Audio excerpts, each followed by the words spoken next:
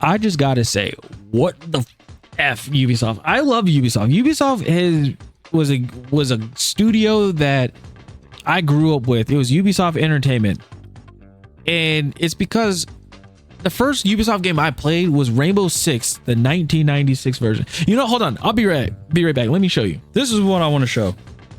This is a gem. This is a gem. I found this at a store, mom and pop shop. Okay. First of all, the first two games I played, Ubisoft related. Ghost Recon. This game was freaking amazing. This game was amazing. I loved it. Now you guys want to see the gem? And yeah, I paid this much for it, and I'm actually surprised that I'm very surprised. This is the original Rainbow Six. Originally, I had it on the Nintendo 64 as a cartridge, but yeah, PlayStation hits. This is the Rainbow Six. That's how cool this is.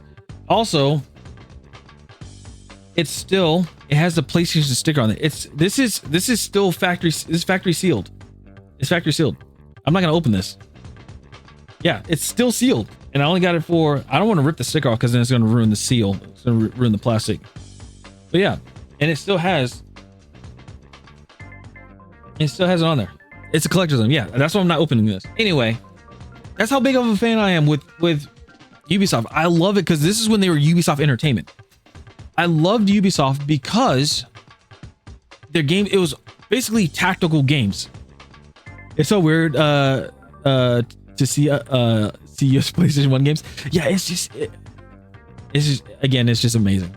The reason why I'm mad is because look what's going on with Ubisoft.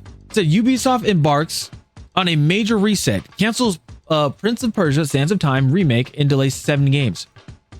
They're like, because they're in the red so much, they're just in the red so much that they gotta stop. Like, they gotta like say, hey, we gotta cancel games, we gotta stop games. And it's because of, and I feel bad for the developers and everything, because it's not them, it's the leadership. That's what it seems like. It's just bad decisions that are being made, thinking that it's the best, you know, like they think it's good, it's better for the company. And the reason why I say this is because there's games like Assassin's Creed Shadows, and there's games like Star Wars Outlaws that actually didn't do well. They didn't do well when they came out straight out the gate. And what happened is it cost other games like XDefiant that was actually doing pretty well. They just needed more work on stuff. I remember when we were all wondering about XDefiant, like when is it coming out? People wanted the game to come out so bad, but a lot of us understood that, hey, XDefiant is not going to do well if it comes out in the state it's in because the netcode issue. And people were like, it doesn't matter, just put the game out. Ubisoft was like, hey, put the game out. The game needs to go out now. And even though they're like, hey, we still got issues with this, like, it doesn't matter, put it out, work on it later, type of thing. And this is why I don't like live service games. They put it out, and even though the issues are known, they said, hey, there's going to be netcode issues and everything like that. The game started losing players because there's desync and netcode issues. And people were like, why can't this be fixed? It can't be fixed because they have to work on other things with the game as well. On top of that, they're still trying to put more content out for the game. Exactly, like, you know, what can you do? So it just hurts. It just hurts. So then they said that Ubisoft has canceled 6 games and delayed 7 more as part of a major reset for the company. The canceled projects include the long-awaited and much-troubled Prince of Persia: Sands of Time remake, while other canceled projects were all unannounced titles. One of them was an unannounced mobile title, and out of the remaining 4, 3 were brand new IPs, while the 7 delayed projects reportedly include the unannounced Assassin's Creed Black Flag remake, basically to bring back Assassin's Creed to the community. They said that the news was announced in a press release sent to WCCF Tech, which is where we are getting the information from, so make sure to check them out. They said that outlines how Ubisoft is entirely reorganizing itself into 5 creative houses. Yes, kind of like Harry Potter. It said all built to support a new strategic focus for the company. It adds that the previously announced closure of Ubisoft Halifax, layoffs at Red Links, Ubisoft Abu Dhabi, Massive Entertainment, and now confirmed closure of Ubisoft Stockholm are all part of this reset. Again, because of poor decisions. So they said today, Ubisoft announces a major organizational, operational, and portfolio reset designed to reclaim its creative leadership, regain agility. I'm sorry, I almost said agility, and drive a sharp rebound, renewing the group's trajectory toward sustainable growth and robust cash generation. The press release begins. So Ubisoft HQ, it said creative houses the creative and operational driving forces, including dedicated lead studios. Vantage Studios, Creative House 2, 3, 4, and 5. Creative Network. Is there more to this? Nope. Okay, sorry. I thought it would do like a drop down for some reason. But Creative Network is a network of studios partnering with all creative houses to provide best-in-class production capacity. And then core services, production services, technology and infrastructure, and business operations and services. Anyway, so they said that the new operating model will further empower the execution of the group's strategy centered on open world adventure and GAAS narrative experiences. I'm not sure what that means. Here, let's learn something together. What does this mean? Or native. I'm sorry. I said narrative. It's native. Was it games as a service? Okay, that's what they call it. Games as a service. Note. Supported by targeted investments, deeper specialization, and cutting edge technology, including accelerated investments behind player facing generative AI. And this is why indies is booming. This is why indies doing well. They said it's quite the shift, especially for fans who are waiting on the Sands of Time remake, which has gone from being rumored to release sometime early in 2026 to not at all. As to why it was canceled, the company claimed that the remake and the 5 other canceled projects did not meet the new enhanced quality as well as more selective portfolio prioritization criteria at group level. Now, if we remember Prince of Persia, Sands of Time, and we remember Assassin's Creed Black Flag, those games actually looked really good. They did. They looked really good. What do they mean? What do they mean? It's not that great. We need to look like people's, we need to see the hair follicles. We need to see the pores. This is just me personally. Might be a hot take. But here's the thing. Who gives a shit about seeing a single strand of hair? I don't get it. If I'm hacking and slashing, going through pirates or whatever in an Assassin's Creed game, I don't give a damn about a hair strand. I don't. Because that's not something that I focus on. If it's a lot of cinematics, which I hope to God not, because that's also another thing that's ruining games, where it's just everything is this massive cinematic and then it's more cinematic than gameplay. So it's actually a short film than a game itself. And I don't know how that all started, but it did. Unless it's a single player story based game where there's a lot of shots where you see their head or their face or whatever, always close-ups and stuff like that. If that's kind of the hero prop of it, then yeah, sure, I guess. But it's just not that important. If you're going to be mainly third person, kind of far away, and just doing a lot of movement and stuff, you're not going to really see the small little strand. You're not going to see the pores on people's faces. Anyway, I just had to go on that little rant. I apologize. All right, so then they said, as for the 7 delayed games, while Ubisoft doesn't name any of them, as they are all officially unannounced, according to Bloomberg's Jason Schreier, I heard about this guy. Apparently, people don't like him. One of the delayed projects is the long-rumored Black Flag remake. They said the 7 projects are being given more time to ensure enhanced quality benchmarks are fully met and maximize long-term value creation. They're also getting updated revenue expectations to go along with the delays. So that the 5 creative houses break down all of the Ubisoft's IPs into their own categories. The first is Vantage Studios, its new Tencent-backed subsidiary.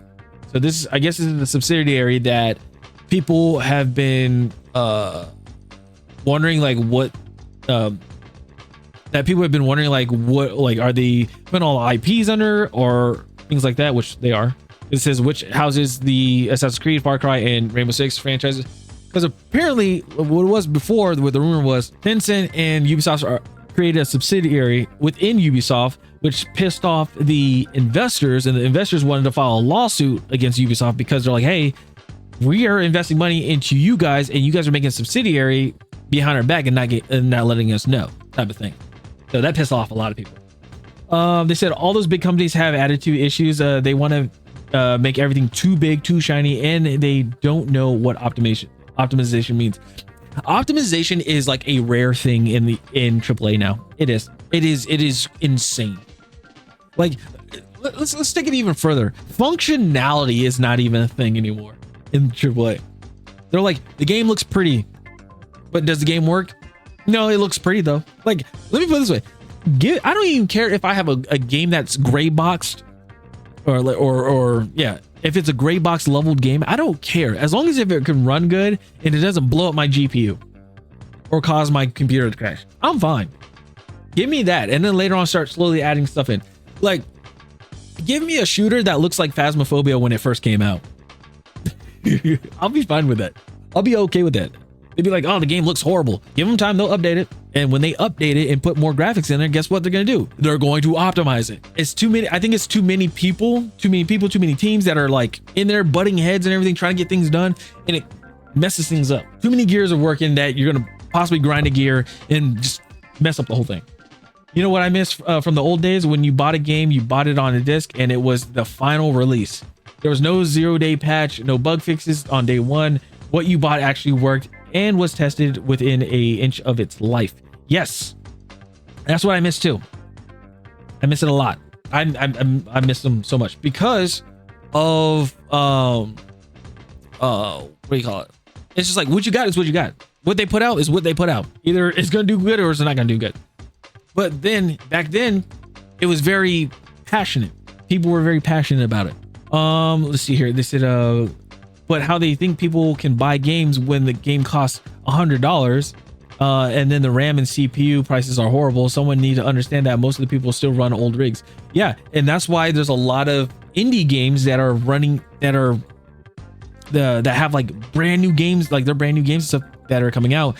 They can run like on what 1080 Ti's and stuff, even less than that, even smaller than that. There's games like there are indie games that are out there that make a 1080 Ti feel like a 5090 because it's just that's how good it is. Let's see, I've been playing games since 1980. Yeah, I'm old fart. Hey, Freefall, it's okay.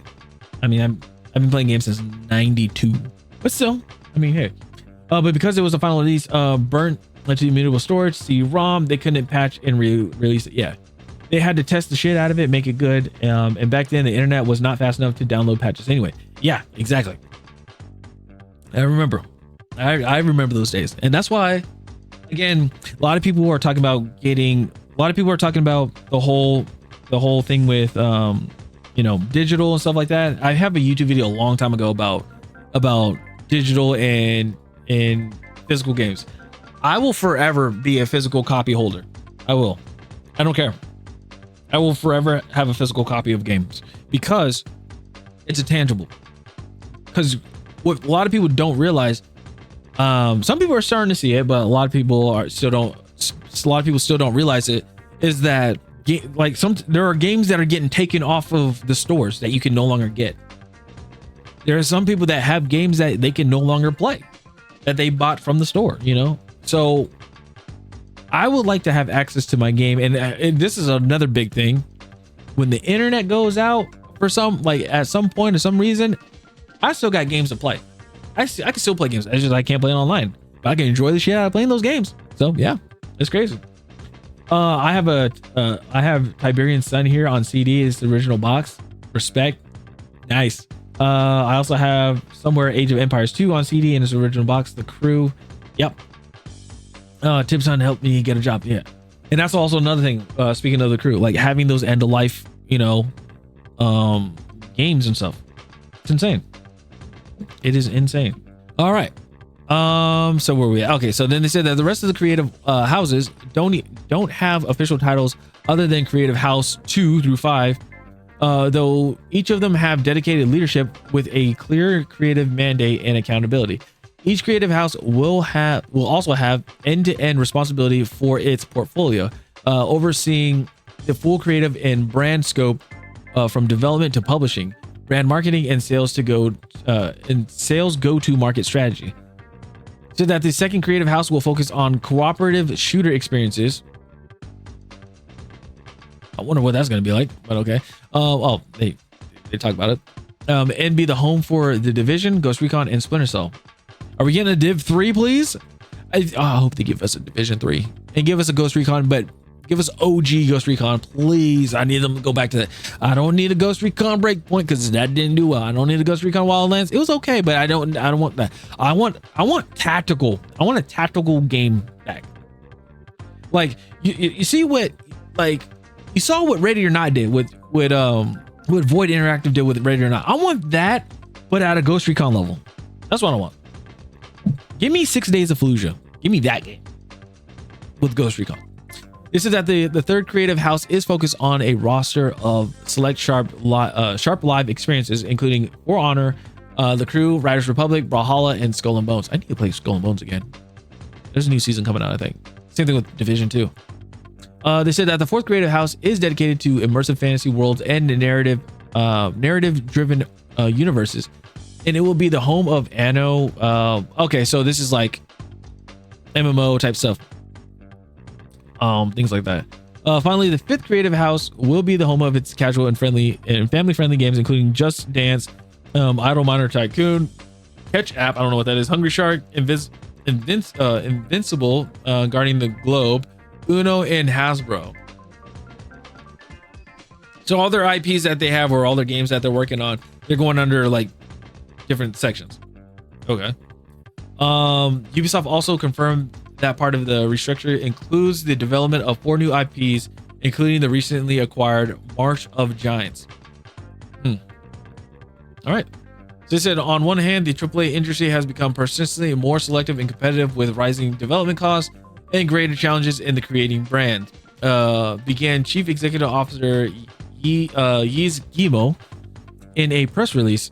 On the other hand, exceptional games, when successful, have more financial potential than ever. In this context, today we are announcing a major reset build to create the conditions for a return in sustainable growth over time. We are transforming Ubisoft's operating model to produce exceptional quality games on the 2 core pillars of our strategy: open world adventures and game as a service narrative experiences. We ain't getting tactical games anymore, guys. We're not getting it. We're not getting tactical games. We're not. To put the creative houses in the best conditions to succeed, we decided to refocus our portfolio with meaningfully revised 3-year roadmap and accelerate our cost reductions initiatives to right-size the organization.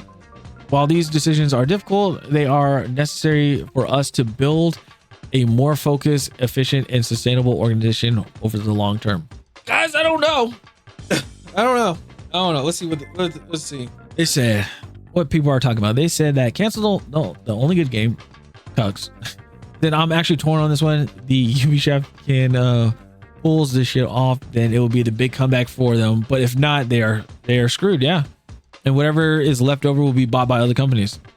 Canceling Prince of Persia remake shows that they don't know what they're doing. Literally, all they doing is making an old game 1-to-1 on AC Shadow's engine and make easy money. Let's see here. 3 of those creative houses are doomed from the start. It is. What a joke. It's a pure spin. The so-called major reset. It's just corporate shorthand for massive layoffs.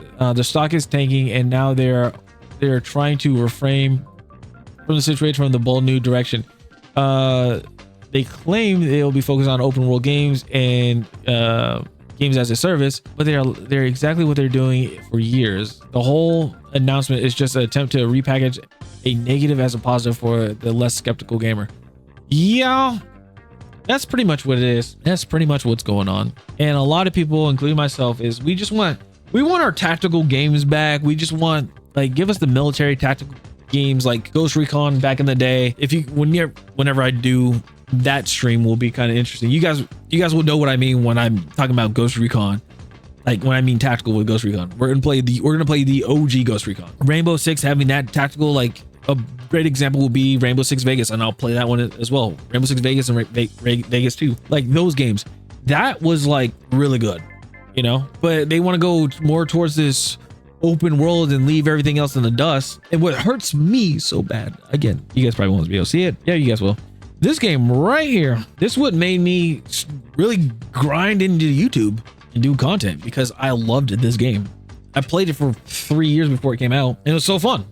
It was a fun time to play. Like, there were a lot of people that were really getting into it. They're like, dude, I want to get good in this game and play ranked and stuff, because they came out with ranked mode. Again, it just got like Ubisoft forced them to just put the game out, and that's another issue when it comes to live service games and why I don't like it.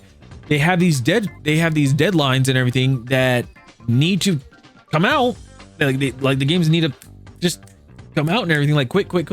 But there's so many issues that happen when they rush stuff. And now they're like, you know, companies are trying to go more AI, because they're like, hey, we want quantity more than quality. And here's a great example I can say. Look at Activision and Call of Duty putting out yearly release titles.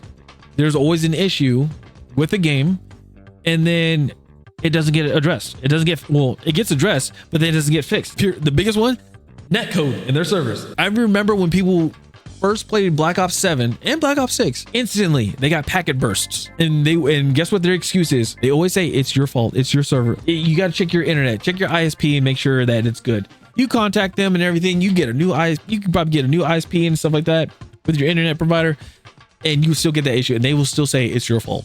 It is the craziest thing ever. It's wild. Anyway, that's all I got for this video. Let me know in the comments about what you guys think with Ubisoft.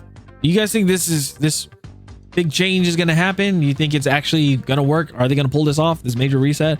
Or do you think it's just going to flop? And also, how do you guys feel about Prince of Persia: Sands of Time being canceled? And it's a rumor, possibly, you know, Black Flag being you know, the remake being canceled as well. Anyway, stop the channel. I'll see you guys later. Have a good one. Peace.